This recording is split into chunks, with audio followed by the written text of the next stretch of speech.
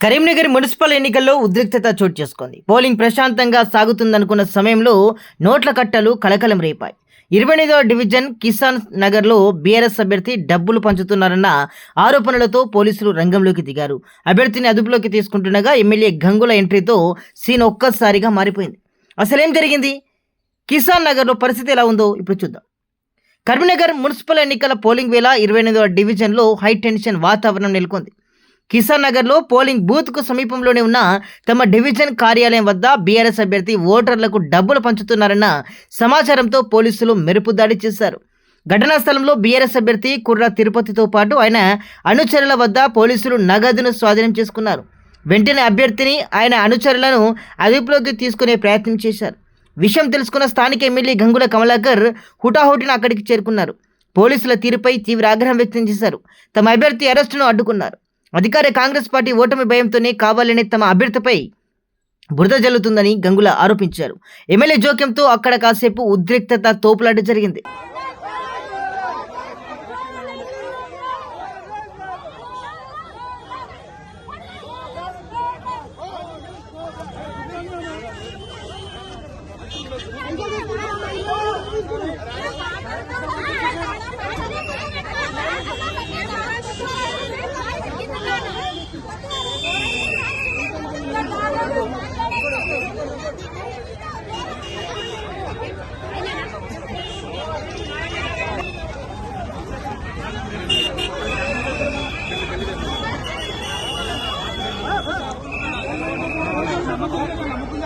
Sir ఏమో sir నా జోబే కలిసి సార్ సార్ నేను ఇస్తాను పోతాను స్వామి. ఓకే సార్ పంపించండి.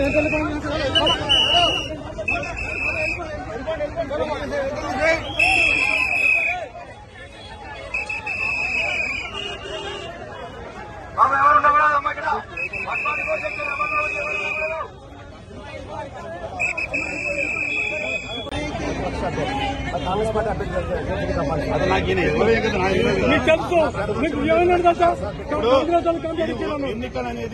కాంగ్రెస్ వాళ్ళు కంప్లైంట్ ఇచ్చిన్నారు.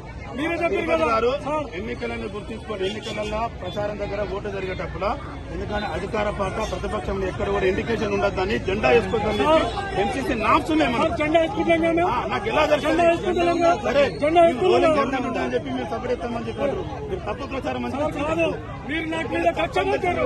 చట్టబద్ధలో మాట్లాడాను. అప్పుడు మీకు ఆందోళన ఆయన వచ్చి ఎక్స్ప్లెయిన్ చేసుకోమంటున్నా. ఓటింగ్ టైంలో తీసుకోవద్దా సార్? ఓటింగ్ టైంలో తీసుకోవద్దా?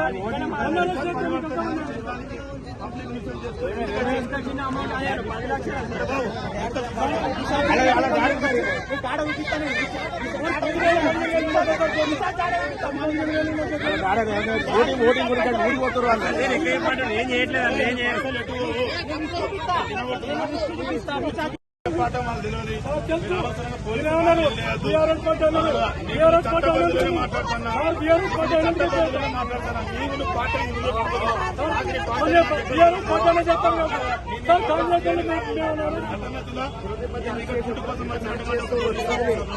నాకు దొరికింది కాబట్టి దానికి మీ లెక్క చూడండి.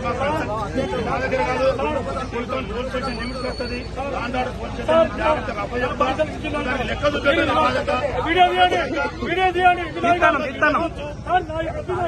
లేని విధంగా గుండా రాజ్యం తీసుకొచ్చింది కాంగ్రెస్ ప్రభుత్వం.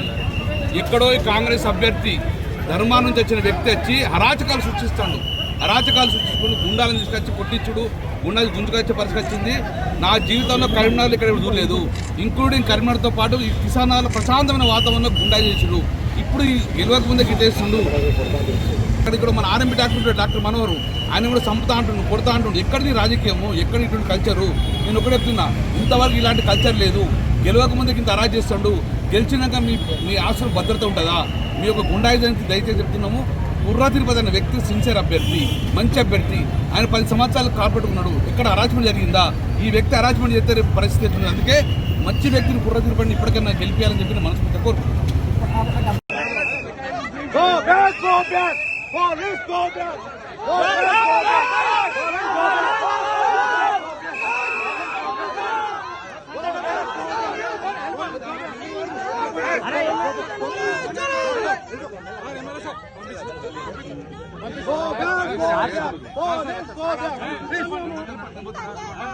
మంచిగా ఉన్నా స్మూత్ ఉన్నా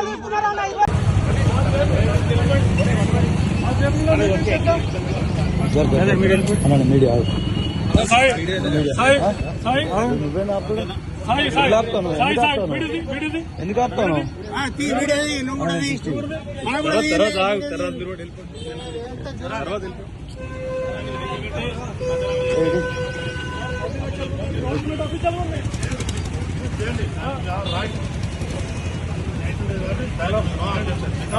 ఒక నిమిషం ఎట్లా కొనుక్కున్నారు నా చేతులకి ఎట్లా కొనుక్కున్నారు లైసెన్స్ ఉన్న దగ్గర చెకింగ్ చేస్తారు సార్ చెకింగ్ చేస్తారు అది ఎంత సార్ 50,000 మినిమం 50,000 మినిమం లెక్క ఉంచండి సార్ 50,000 మినిమం ఎందుకు టెన్షన్ పడతారు సార్ కాంగ్రెస్ వాళ్ళు చెప్తే మీరు అరాచకం చేస్తారు కదా ఎవరు కాంగ్రెస్ వాళ్ళు చెప్తే అరాచకం చేస్తారు కాల్స్ వస్తే మేము పట్టుకుంటాం సార్ కాంగ్రెస్ వాళ్ళు చెప్తే అరాచకం చేస్తారు కదా నాకు ఎవరో తెలియదు సార్ నేను పోలీసులండి నేను ప్రజల మనిషి కాంగ్రెస్ వాళ్ళు చెప్తే అరాచకం చేస్తారు కదా కాంగ్రెస్ వాళ్ళు చెప్తే అరాచకం చేస్తారు కదా పోలీసు సార్ కాంగ్రెస్ వాళ్ళు చెప్తే అరాచకం చేస్తారు కదా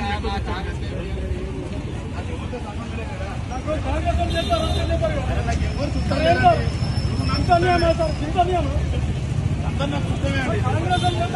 తిరుపతి గారు నాకు అందరు చుట్టమే తిరుపతి గారు నాకు అందరు చుట్టమే మీరు ఏదన్నా అనుకోండి తిరుపతి గారు మాట నాకు అందరూ చుట్టమే దీనికి ఎవిడెన్స్ ఏదన్నా మీకు ప్రొడ్యూస్ చేయాలి మీ ప్రజలకు వస్తాయి ఎందుకు టెన్షన్ దానికి పంచనామా దానికి ఎందుకు అరాచకం దేనికి మీరు ఎందుకు టెన్షన్ అవును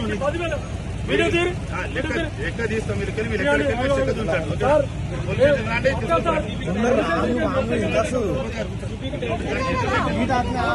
తిరుపతి గారు ఇప్పుడు మా ఎలక్షన్ జరుగుతుంది 2 నిమిషాలు లెక్క చూసుకొని పంపించండి ఏదంటే 10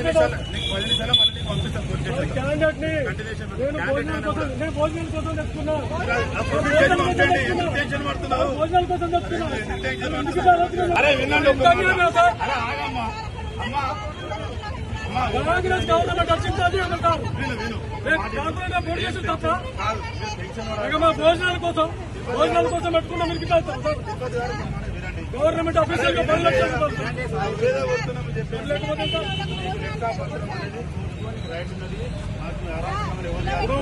కంప్లైంట్ ఇవ్వలిచ్చారు సార్ కంప్లైంట్ ఇవ్వలిచ్చారు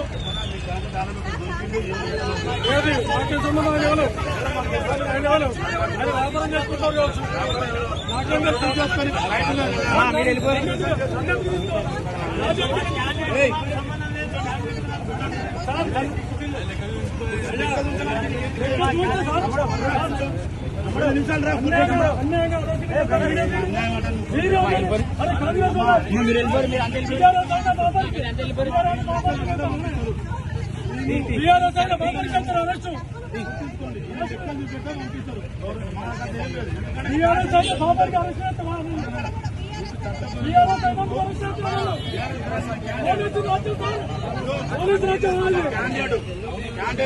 డబ్బులని దానికి లెక్క చూసుకోవాలి ఎందుకంటే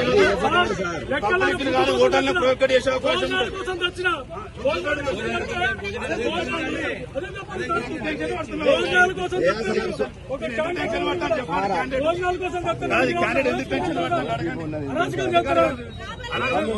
కాంగ్రెస్ నన్ను ఏదనే మాకు